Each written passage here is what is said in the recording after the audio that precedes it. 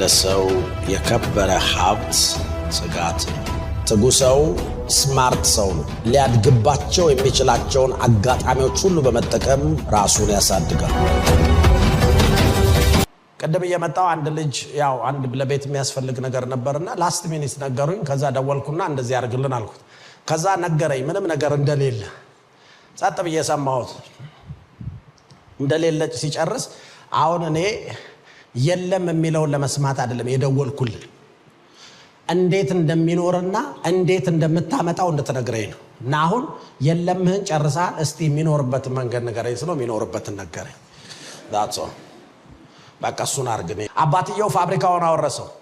ፋብሪካውን ከወረሰ በኋላ ፋብሪካው ከሰረ። ለምን አንዳንድ ሰዎች የሚያወጡት ከሚያስገቡት ይበልጣል። ሰምታችኋል? አንዳንድ ሰው 500 ሺህ ብር ትልቅ ብር ነው የሚመስለው። 500 ሺህ ብር ሲያገኝ ጫማ መግዛት ነው የሚታየው። ጫማ ጥሩ ነው መግዛት፣ ችግር የለውም። አየህ፣ ዶንት ቢ ፉሊሽ። 1000 ብር ሲያገኝ ሱፍ መግዛት ነው የሚያምር። 100 ሺህ ብር ሲያገኝ የ25 ሺህ ብር ሱፍ ይገዛል። you are deceived. you are consumer, not producer. ስለዚህ በቅርቡ ትደያል።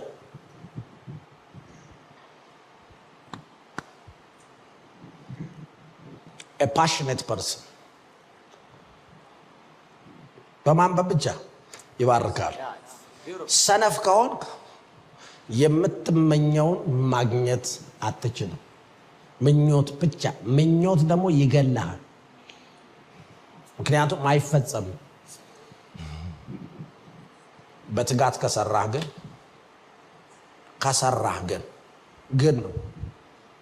ከሰራሽ ግን ከሰራሁ ግን ከሰራን ግን በትጋት ከሰራህ ግን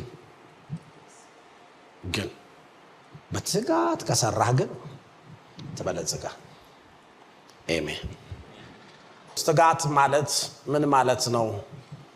ትጋት ምንድን ነው ስትለው ለአንዳንድ ሰው መትጋት እየተጣደፈ ሄዶ የተቀመጠ ዕቃ መስበር። ይሄ ትጋት አይደለም። this is the most dangerous person. I'm telling you.